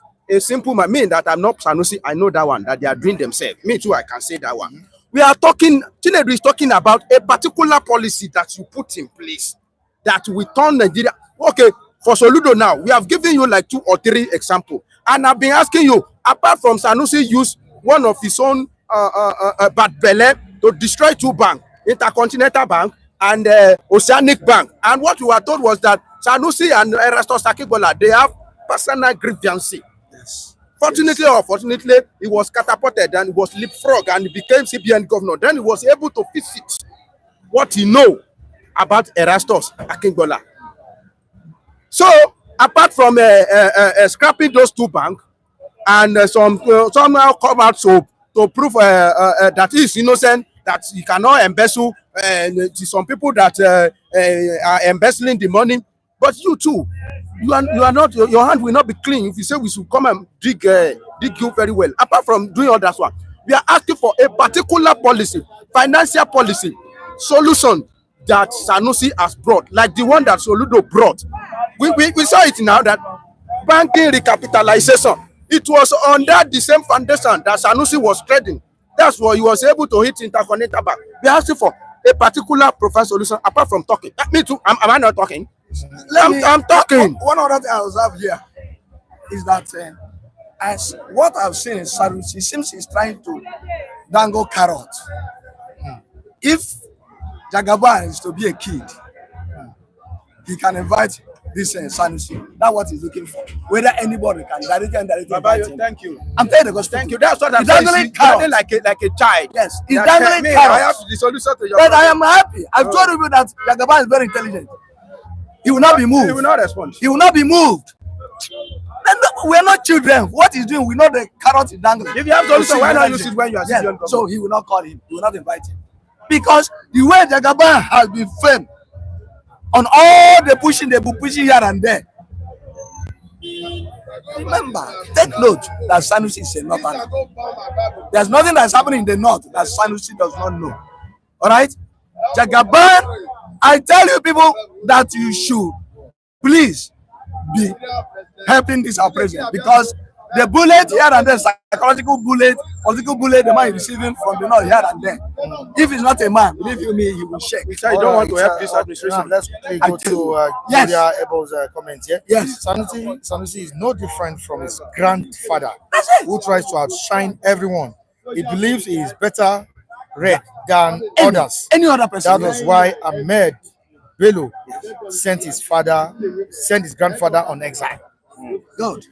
Not for God. Who commented that? Who commented this? Gloria Ebo. Gloria. Oh, this woman you are up and doing. He's a professor. Soludo is also a professor. Andrew Ogujimi Sanusi is one of the people that spoiled Jonathan's government. That's it. Yes. Tinubu has said it now. The only thing that is busy with is to attack. Yes. to attack That's the right. president. Brigadier Ebo, I think you should mind his emirship in Kano. That's all right. He's And still forget- struggling with that. and forget He our wouldn't be able to our maintain his government. Chinedu said he should leave our We should government forget alone. our government. Whatever we do. He just leave our government. We don't need nothing for us to discuss. All Forget right, about so it. the Armed Forces Remembrance Day. Yes, What do you have to say, sir? Yeah, we thank God. I saw them. I watched them keenly. My TV channel. Yes, one other sober reflective talk the woman did there is that all those widows, all right, that their husband sacrificed with their blood, that they should not abandon them. All right. Two of the women say that they've been abandoned. We love the remembrance. One thing is to remember. Another thing is for the thing to reflect on the orphans and the widows. Okay. We plead with government. The president, sir, my lord, please. We watch what's happening in there's old soldiers this what have you ceremony. So as the women talk to women, please take note of that. And the governor, one of the governors took note of it. He said, we have taken note of your plight. We have taken note of your remark. Please, we in this circle are still joining the widows and the orphan that the government, both state and federal, should look into the face and plight of those widows and orphans. That some of them want to even join the military. All right, nobody to assist them. That is not the best. We plead this circle. We plead. We are not in government. We are not opposition. We are in between. We are pleading that they should please help those children and the widows. Okay, because their fathers died on active duty. That is that. We thank you people for remembering them and remember them deeply, in essence and effect. That's what we are pleading. All right, thank you so much, Mr. Tete. Thank you, We please. appreciate you for coming. Okay. Oluwawan and Wazirike, good morning to you, man. Good morning. How are you doing, sirs? Fine. We are the last man standing. Yeah. So, The last part of the yeah, soup. so anything they are saying is all the benefit of all of us. Yeah. We need a better Nigeria. You understand? So we need a better Nigeria. See, when Sanusi now came outside and saying this type of thing, it's like he have grief in his heart. So we thank God that he spoke his mind out because on certain things will be happening because they not have now when you see what is happening now, their days are numbered. See, they are looking for a way to connect things. See that language, see, he can't help. What does it mean not help? Are you God? It's not God. It's not. See, he has been there for a long time. What has he done? He done bad. But Jonathan has been expensive. He was one of the figures that removed Jonathan's security because he was the CBN government bring some secrets, some negative secrets. So $20-something billion was missing. This one was missing. It destroyed many banking systems. See, all his appetite was for the North. At the end of the day, the North betray him, they destroy him. So he's now looking for a way to enter back to the government. I will advise the presidency they should not even listen to him. Just forget about You him. shouldn't listen to his advice. He's not listening Something to that can be of benefit to the nation. You see, doesn't have what will give a benefit to the nation. Why now? Why not bring this language now? You see, when you look at it, it's a sentimental language. They have a problem between themselves. So let them solve it between themselves, not in the public, not telling us that it's the Alpha and the Omega. It's not the Alpha and the Omega. All Just right, like to tell us that it's the Alpha and the Omega now. This is- End. With That's this- the end of him. With this achievement, Sanusi achieved healthy financial sector. Mr. Femi. That's why I come. Okay, okay, you finished. Yes. Okay, you finished comment. Yes, Okay. yes, I'm watching. You are Let watching. me tell you. Let me tell you. Sanusi, I've told you there's nothing Sanusi achieved that we outshine Soludo. And we have been, that is my point. There is nothing Sanusi achieved. You talk about financial stability. There is no financial stability that will pass Obasanjo financial stability. Obasanjo paid debt and he left us with debt, zero debt. And it was during Jonathan that our foreign reserve started coming down, depreciating. You should go and find out. Obasanjo left, foreign reserve at the rate of maybe for $60-something billion. But before Jonathan ends his administration, the thing collapsed to almost half. So which financial stability is he talking about that Sanusi brought? And we have told you about a particular policy that Sanusi brought. That Soludo brought. Tell us the cogent one, apart from giving 100 billion to Islamic Bank in the north. So I don't know the financial stability he's talking about. Mr. Femi has Sanusi has responded messed everything up. to this Chima. Sanusi, see, let us be frank with ourselves. Sanusi is not a name. It's a negative name. It's a negative name now. It's a negative name in the system of Nigeria economy. Under Jonathan, he messed everything up. At the end of the day, he now bring negative language to Jonathan that Jonathan was responsible. It's no selfish interest. Don't you see what he did to those banks? He grabbed those banks and he destroyed those banks, intercontinental banks. See what happened there? This Sanusi is not somebody that will hear his name and will be, see, let him go and fight the battleship for his emirship. See, the battle is still on. So I believe that he can't win because now another government don't do there. The real one, see, this Sanusi, you can't compare Sanusi with Soludo. Soludo creates many things for Nigeria banking industry. Sanusi is out of the game. No, away from that, let's quickly move to our soldiers, our military men. What do you think the government? You see, the government is just like what we see. The government see every year we have been hearing of a fallen hero. We can't be falling every time. You see, Nigeria can't be killing in that. See, majority of the Nigeria soldiers that have been killed year to year, it's not outside Nigeria, it's within Nigeria. Where we can't just calm down and sit together and solve this problem amicably. Because the problem is within us. You can't just allow invaders to be killing our people every day. Now we are now saying our hero pass. How was the hero pass? See, yesterday when soldier was soldier, today soldier is not soldier anymore. Soldier become a political soldier in a political environment whereby those generals they milk, they don't even care about the soldier, they are the battlefield. Can you imagine? It's very wrong every day. You see barrack, widows every day, and no compensation. Who died, don't die. Can you imagine? When you see general, they embezzle children. See, can you imagine last week, they say, retired general entitled of 200 million medical allowance and bulletproof civic cars. Imagine what about the soldier when they fight? Nothing for them. What about the pensioner? Nothing for them. So what are we talking about? So the problem is within us. We have to solve the problem.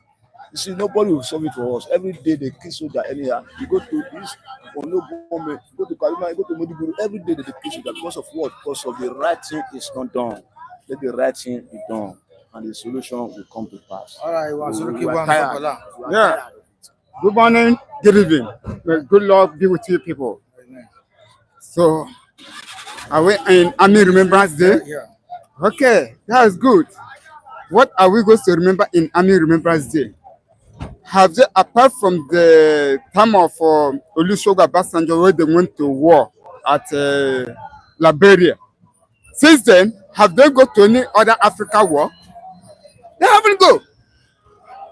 After that Liberia war, that was the time of, let me say, Olusegun Obasanjo, IBB. All the killing they are killing here is in Nigeria. I remember in 1980, 70s, we cannot see army close to the town. They are in the barrack. But this time around, by 12 o'clock now, you will see them. Over here in Ogwa here, going park to be collecting money. Army and the Navy. This is not how it's supposed to be. They mix themselves up. If I have an interest to join army, not Nigerian army, because they are messed up. Look at how they are dying in the north. Cooperate with their people. Mostly the northerners.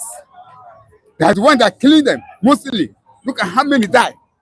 Tomorrow night, here's a Doda barrack. They have already went to Doda barrack and killed some of them. That means they don't have satellite to monitor them upon the money they have. Mr. Mike, I have already told you, if the government want to fix Nigeria well, they have the power to fix it. Because all the money is with them. Both military, general, chief senators, governors, the president, vice, councillors, let them come together. Let President, Mr. President, call them. Say, how do we want this nation to become one?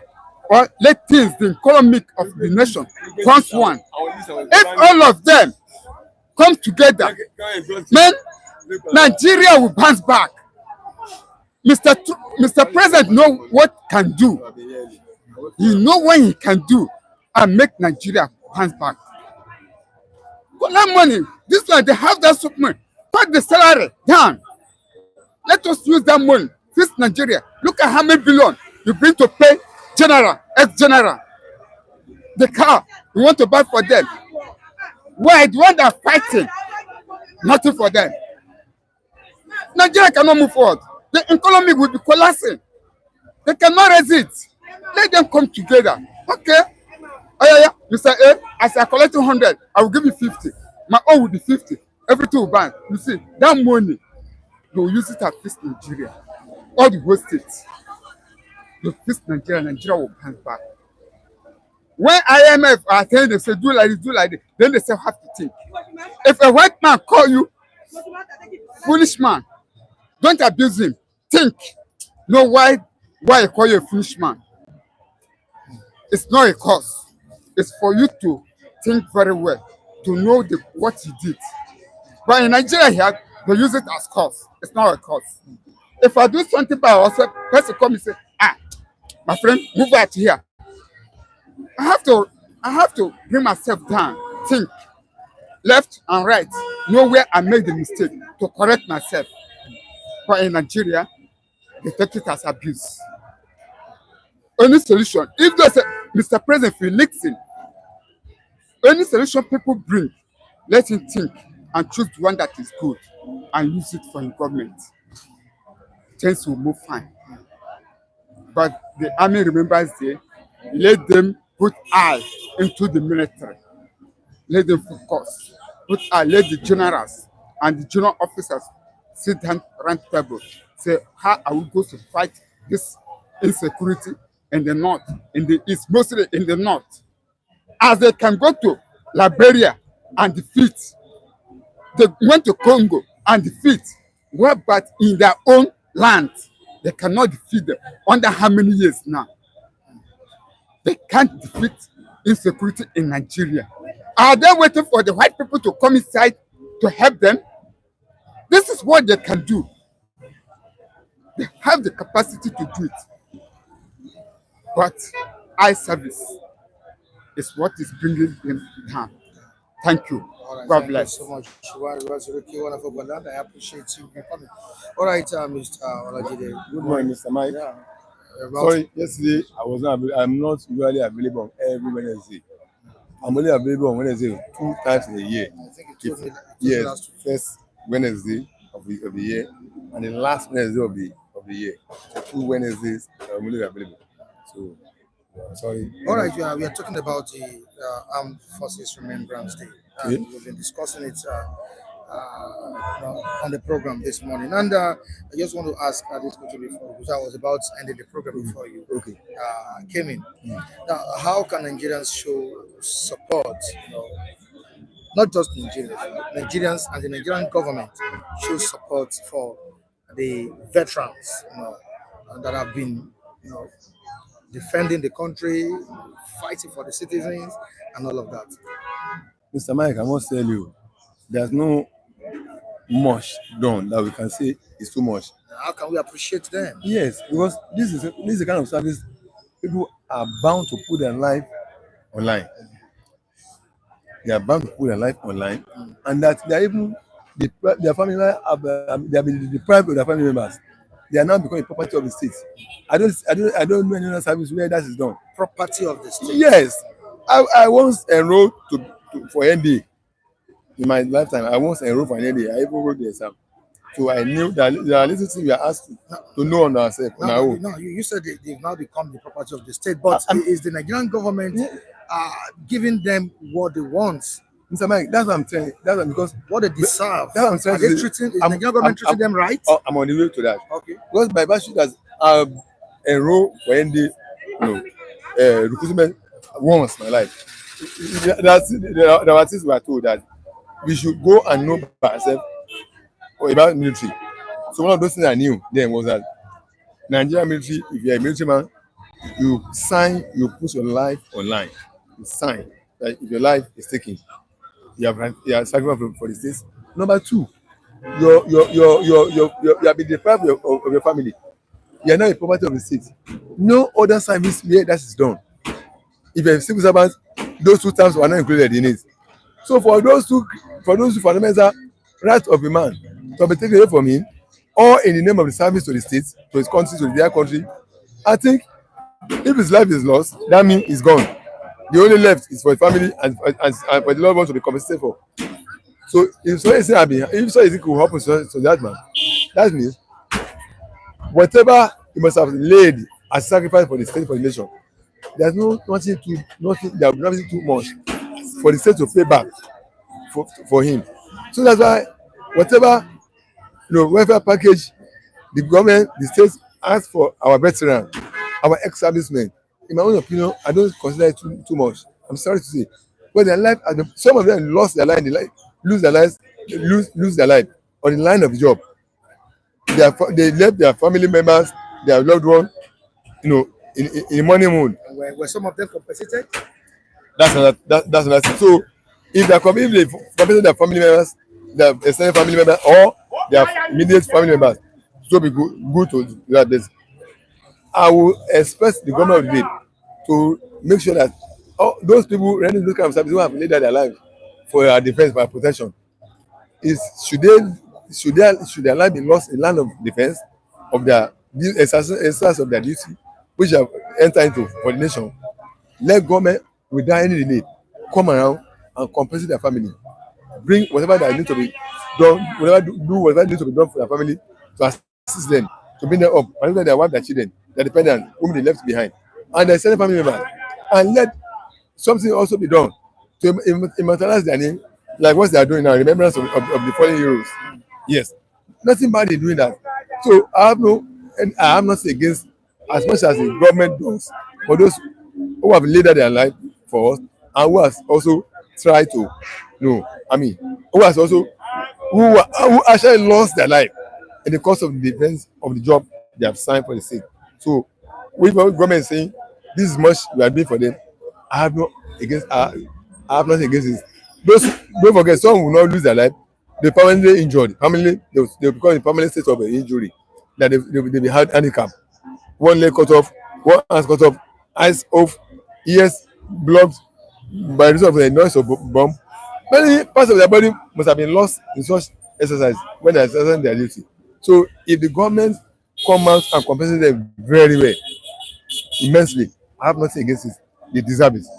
All right, let's quickly look at this. The Armed Forces Remembrance Day is celebrated nationwide on the 15th day of January every year to commemorate and salute the selfless souls of our veterans who fought gallantly to protect Nigeria's territorial integrity and sovereignty, who laid down their lives in sacrifice so that we may live in peace. But have we achieved that peace and unity in the country? Mr. Mike, the anchorman, the global anchorman of this great stand, yes, that's what you are, a global brand. I keep saying it. Yes, a global newsman. So there's no unity in this country presently. Yes, there's no unity because you see, if you want to employ a staff for your organization, there will be terms and conditions of engagement of that staff, rules and regulations. He will ask you how much are you paying me, or you will tell me how you want to pay him. There will be discussion on two of you coming together as an employee and employer. That's why it is all over the world. In any situation you have, be it a wife and husband, there will be toasting. Hello, sweet lady, have fine leg, I like you. No, okay. There will be discussion and there will be agreement of what will be that will form the content of your existence. We will go by that agreement. Nigeria entity so-called now is a contraption. It's not what all of us agree together to form. As a Yoruba might not agree to form a united nation, united country with an Igbo man, where did we start and have that agreement? Who are my ancestors that did that? Who are my progenitors that started with progenitors or forefathers of the Igbos, of Fulani and Hausa man? That let's all come together and form a union, country. It has never done.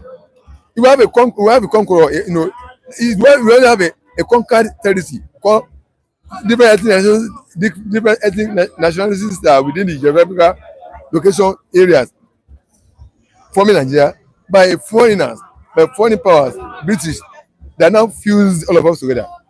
without even asking us our terms, our differences, our feelings, our agreement, our opinion on it. So, and then when they were even leaving, they didn't even leave us on a equitable, fair and justice basis. They try to impose some section on the rest because those one never oppose them. They didn't hurry them out of the country.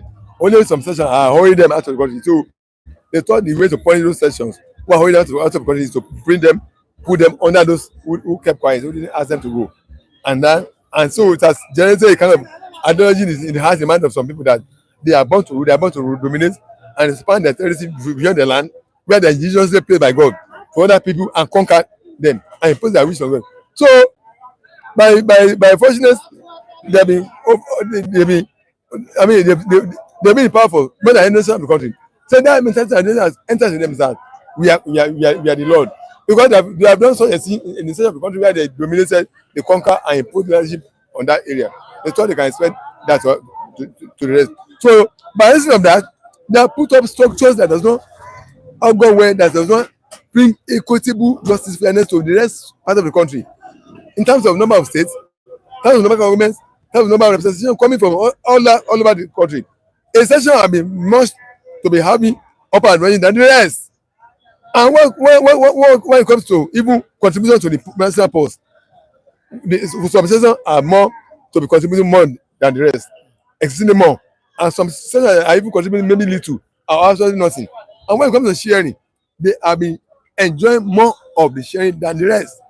When it comes to appointments, at the federal level, many of these things are not being equitably. So the structure has conferred advantage to some section of the country than the rest. So that some section of the country have now realized that this is not going to help us if you remain this entity called Nigeria. You see Biafra coming up. What gave that to that? You see the nation coming up. Forget about Jerry, now you have become a president also. That's not the issue. But until you have a structure that will guarantee peaceful, equitable, fair, and justice to nation, whereby everyone is left to develop as on its own. You are not tied down by anybody. Nobody is holding down for another person. That's where we now know that we are making progress. That's where unity can come. That's where I'll be happy as a Yoruba man to contribute to that entity, generality entity called Nigeria. That's where other people too will have, the mindset, the happiness to contribute their quota to. But unlike whereby everything I generate my region is now taken to center, and what's coming back to me is a peanut. I knew how much I'm contributing. I know how much labor effort I put, and the reward God gave me in terms of revenue, I'm now turning out. Then what's now coming back to me? It's peanuts in the kind of system that I find myself in. But have we really addressed, or the Nigerian government addressed the issues that led to that January 15, 1966? See, the president. Because there was a coup. Of course, Izegu led by Izegu. You are bringing me to where we even have what even brought us this kind of problem. It was the military coup that scrapped journalism, that scrapped religions owning higher percentage of what they have to develop themselves. There was no oil in the southwest. You can tell me the expert Babawolowo, all the factories you see, all these layouts were done by Odua Investment. That is now being inherited by Lagos State now. All developments that came in southwest was from the money of agricultural produce, not from oil, not from technological know-how. It's not arrogant. I'm bragging. Southwest was first line that put Southwest at the edge, in the forefront. That should be an example for other regions to copy and be striving to even try to as smart aspect Southwest. And Southwest too we want to take it front higher. But when military government came, they abolished all the regional government and concentrate everything at the center, bringing everything you have, bring to the center. And particularly when a section of countries that came to power now have the opportunity that is from their side, they created a kind of structure that put them advantage over the rest section of the country. That's making people who did not contribute anything or nothing or little at all to getting more of the resources. So, and then when it comes to appointment at the federal, they peg the rest of the country and make their own side to be fatter in the appointment and everything. Lopsided this with their people against the rest. And this is bringing imbalances. It's bringing stagnation. It's holding people down. to progress at their own rate. This is what brought about more agitation now.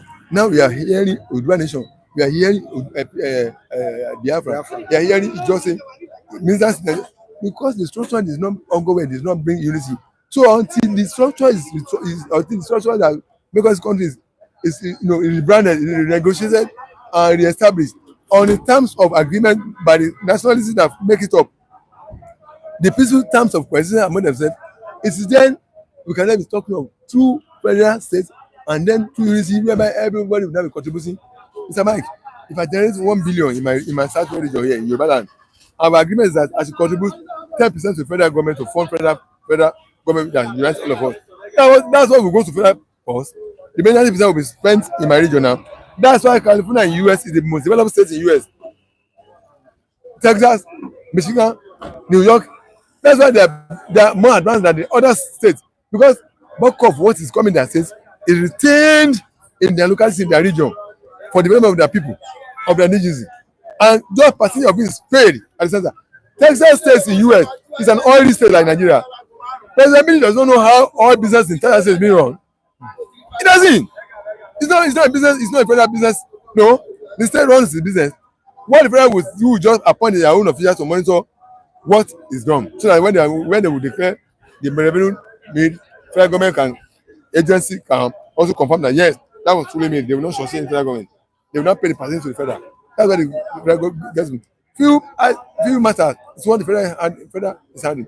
Foreign affairs, military, general economic matters, not that relate to the state or the resources of the state or the so these are the few things that the federal is happening. So until we are able to do that, two federal states where everybody has two federal structure in place, I'm doing my business, you are doing your business here. Nobody is disturbing you. Now, if you are put, Mr. Mike, if you are putting a system that the money you make from this system, you have to go and put it somewhere and be shared among some people. Then later, the song will now come to you, and the one that come to you, compare with, you see what is coming to you as what's now be your own, what you can now claim your own, compare with what you contributed. How will you feel? Now, away from that, we need to look at what is happening between Emir Sanusi and President Bola Ahmed Tinubu's administration, and we also need to look at what personal grievances, does Emir Sanusi have that is leading him, to withhold economic advice for the administration of President Bola Ahmed Tinubu, and what also prompted him to criticize some of the reforms of President Bola Ahmed Tinubu. Like he said today on our papers, our dailies, why I won't help President Bola Ahmed Tinubu. We have it on the front page of Daily Trust newspaper, and he said that some of the economic team of President Bola Ahmed Tinubu are not credible enough. They are not fit for that position. And as a Nigerian, how do you feel about this statement? Someone who told him economic advice. It's a pity that Sanusi, if he wants us to remind him of his past. Yes, we will do that for him so I will know. People are interested. All right, sure. All right. You have the time. How did he end up as a CBN governor? How did Sanusi end up as CBN governor? Was he retired? Was his term? Did he serve his term complete as a CBN governor? It was subsequently removed for gross misconduct now. So who is Sanusi be now be telling us this is that? It was removed. Oh no, it was booted out of office as CBN governor. We are all Nigerian. We live this country. We know how he is. He messed up as a CBN governor. The nation's custodian of the resources and treasure of Nigeria. He was booted out. He was removed. Did he perform when he was booted out of office? Was disgraced out of office? And he has also been disgraced out of emirate Emirates 2 he is. He was deposed. He was deposed again. What credibility does Sanusi have to be now telling Tinubu that he does not have any advice? So, what advice did he have that he could not exercise when he was CBN governor? He was booted. He was disgraced out of office. What advice did he have that he could not make use of when he was emir of office? That he was deposed as emir of office. Until now, the new government that came was trying to bring him up to spite the government that removed him. So let Sanusi shut his mouth, keep his mouth shut. He has been given now. Thank God, the new government that came has resetting back to the traditional school. They said he has belong. Let him mind the traditional stool he been asked to man. That's his duty. He's a traditionalist. He's a traditional ruler.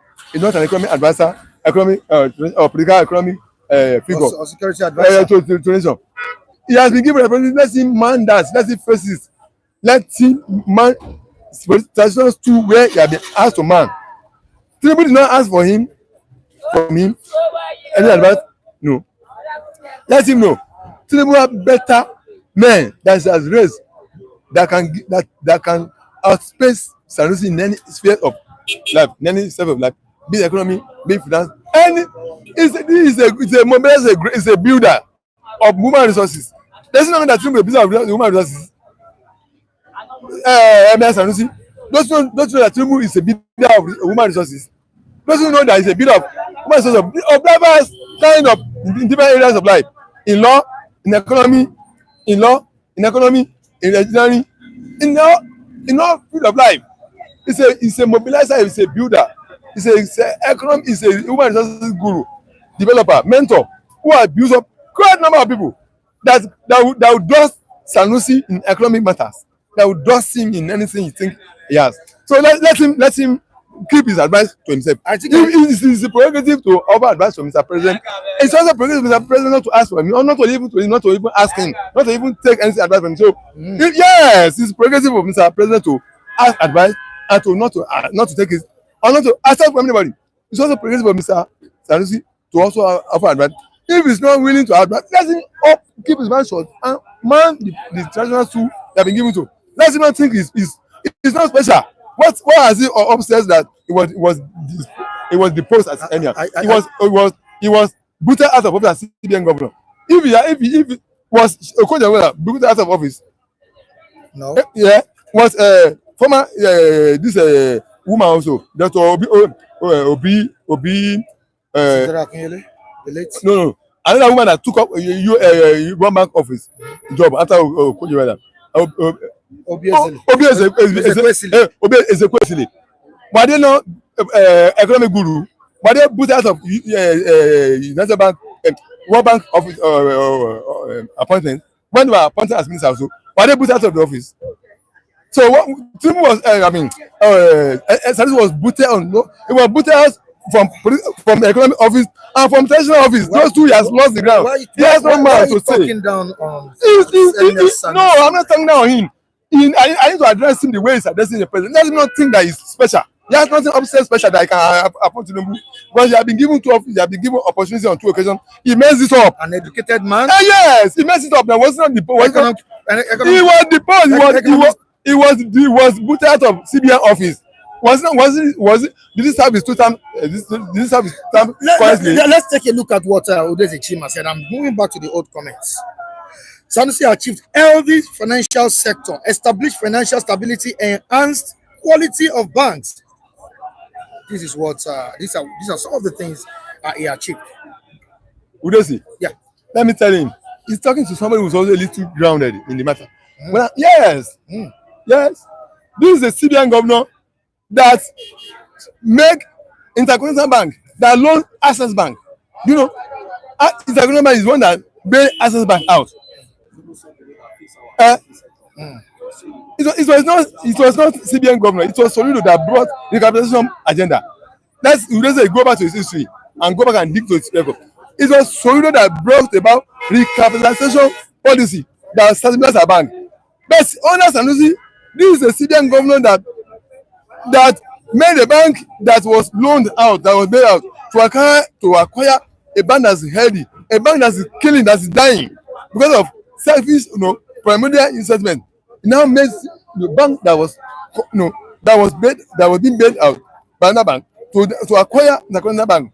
We know how he messed up the major acquisition agenda he carried out. Can you compare his major acquisition program with that of Solido? No. Solido left a very healthy banking. I mean, but on his own, it was guided by mischievous intention. Sentiments, primordial sentiment that Ghana is the major. So he didn't fix any financial economic matters. So let's know that one. So if you want to tell me a CBN governor at perform, tell me Solido. You are an Igbo man. I'm a Yoruba man. I should if I want to September, I won't pick solo. I'm telling you that I'm going above ethnic.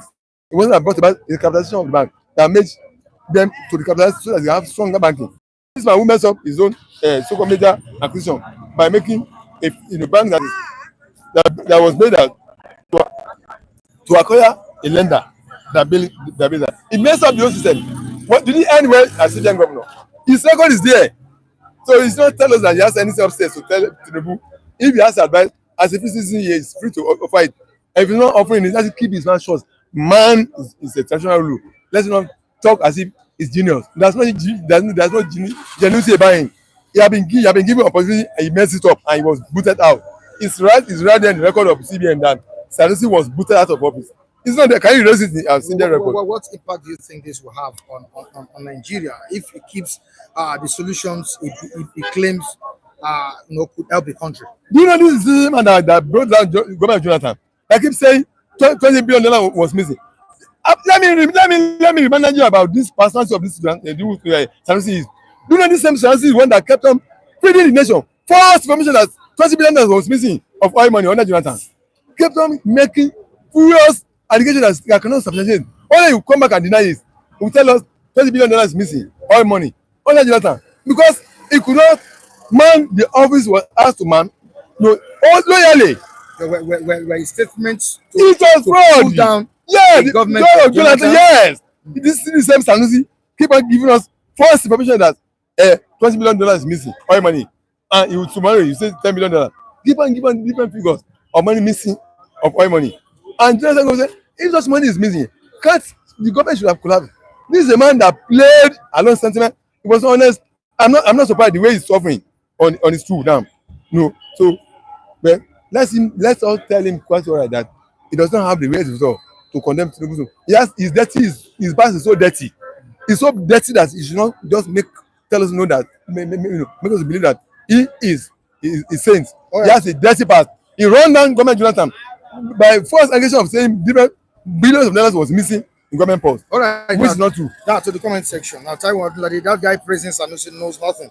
He always look for people who are against this government so he can support them. Okay, I don't know which type of Odunlade is talking about there. Okay. Now David Okafor. I am Tunde Okafor saying that Sanusi is a Confucianist. Oh, Tunde Okafor. Sanusi is a Confucianist. Now to Obi. Sanusi is a Nigerian and the same time traditional ruler. Yes. Why can't he advise the government if he feels that things are not going well? All these people in your studio safe. Okay. Yes. National Abu. Okay. Currently, who is worst president of Nigeria? Udede Chima, at the long run, wasn't the oil money missing? Mr. Olagide, wasn't the oil money missing? That's what Udede Chima is asking us on the platform. And also provide the last solution to the Amajeris coming down south. Okay, we have a different comments as regards the mark or the statement of Sanusi Lamido on the administration of President Bola Ahmed Tinubu. So, what do you think the government of Tinubu should do presently as regards Sanusi? Don't you think they just need to bring him closer and see what he has to offer? Hello, sir. Mr. Mike. If I were President Bola Tinubu, he could have some classified information. Hello, the administration of Tinubu, don't you think so? Hello, sir. The premise on which Mr. Sanusi is talking is already faulty. The ground is already dirty. It's already polluted. He has no basis. He has no substantive basis to be talking on that way. He said the people who are appointed in the government, he said people who are appointed in the government, they are not capable, they are not qualified. What degree does he have? What qualification does he that those one does not have? What experience does he have that those one does not have? So the premises on which it's coming from is already faulty. It cannot be sustained. So it's not coming from a clean heart of somebody who wants to offer advice to the government. It's coming from bias tainted, bias mindset already. So Tinubu should not listen to such people, disregard him, ignore him. Let him make his noise when he doesn't get any response, he will keep quiet. As for Sanusi, If you are a free Nigerian that if you have anything to offer to the government, freely do that. Stop fooling yourself because you are not fooling people like us. You know, we are just really, I've just read that Because you know it's antecedents. yeah, I've just right? told you house. I've just told you part of part. The debunking if it's not true. If you are not deposed out of office in CBN, if you have been deposed, if you have been grossly no accused of mismanagement of traditional money in your that will depose you, and then if you know falsely declare that money was missing during oil money or during Jonathan, that just to bring down the government. For you are a government put in the office. If you know you are not going to be left to that government, resign and leave. Why are you creating false information to the system, to the people? So Sanusi should be disguided. Okay. And I know Tinubu is so politically genius than to be listed to people like Sanusi. Who is Sanusi Tinubu in terms of what? In terms of what? Is in terms of political experience and co. What political office has he had other than CBN governor? Has he controlled the resources of the state? It's not so. If the CBN government is not, he has no final authority on it. He must get approval of what Mr. President asked him to do. So he has not been put in position. He has not been put. He has not been put in position of authority of the whole resource of the state. So the little part he have been asked to talk about. I mean, he have been given the little he have been given. That he messes up. We are done with him on that. We won't trust him because he doesn't have what we talk to handle other resources responsibility. So if he has advice as a free-born Nigerian, let's offer it to President Tinubu on his own. But from the premises that even is coming from, there's nothing tangible will come from his mouth because it's already biased. He say people who are part of the government they are not qualified. Is he qualified than them? Is he more educated than them? Is he more experienced than them? What put up the CV and let us check the CV against each of the appointees of the president. We now know that it's just a ranting noise. It's just a man making noise. And we will not be decided by his noise. We know it's as easy. Don't you think that the president needs more credible people to, achieve his goals? Sure, Mr. Mike. President needs credible people to achieve his goal. But if you are coming, if you are honest-minded, we really want to solve matter. If you want to talk ethnocentrically, I don't talk ethnocentrically on your channel. I talk objectively. If I want to do that, I can do that effectively. I don't do that. If your mind is further, I will tell you. Okay. If you are something genuine to talk to the group for the government, just offer it up in form of advice. You can publish it. You can pay advice. Mr. President, this is my own opinion on this whole thing. This is my alternative view on how it should have been done. All right, and then they will and not the bias-based opinion. Thank you so much. Thank you so much, Mr. Logido. Gentleman Mike, we'll see you tomorrow. All right, we need to go on the program today.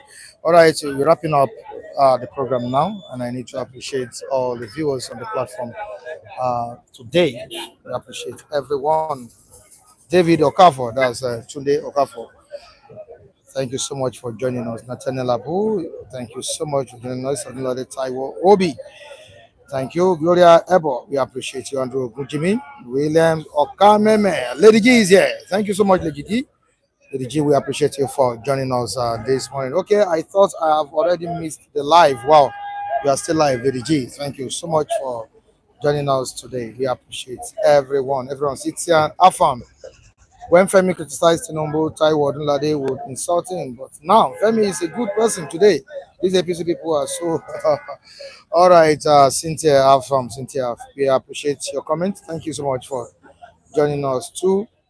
Omeregbe Igbinoba also commented in the comment section. We appreciate you for joining us. Nigerians need a good vision leaders to lead Nigerians well. Omeregbe Igbinoba, we appreciate your comment as well. Cynthia, we appreciate your comments too. And others, Mrs. Enoma in Germany, we appreciate you as well. Jacob Adedeji, King Henry, King Joe, Ogba, Mr. K in Germany, Osaze in Spain, Mr. Robert in Germany. Thank you so much for joining us. Tunde Lawal, Taiwo Lawal in the United Kingdom, we appreciate you for joining us as well. Babatunde Tayeshi, we also appreciate you. Mrs. Mayomi, we appreciate you. She was always liking the post on Facebook. We appreciate you, Mrs. Miami. Everyone who has joined us in the comment section this morning. We say thank you to you. The ones that will be watching after this live broadcast, like people like Jonathan at TV. I don't know if Jonathan is watching us live, but I know after the live broadcast, you'll be watching the program as well. Jonathan at TV, thank you so much for that support too. We bless all of you. Dipo Amoro in the US, we appreciate you too. Thank you so much, Mr. Dipo Amoro, for the support every time on the platform. All right, viewers, we say thank you once again. We'll be here tomorrow for the Friday edition of City Stand. Michael Adekunle signing out, and I'm saying to all of you to stay safe. I love you all.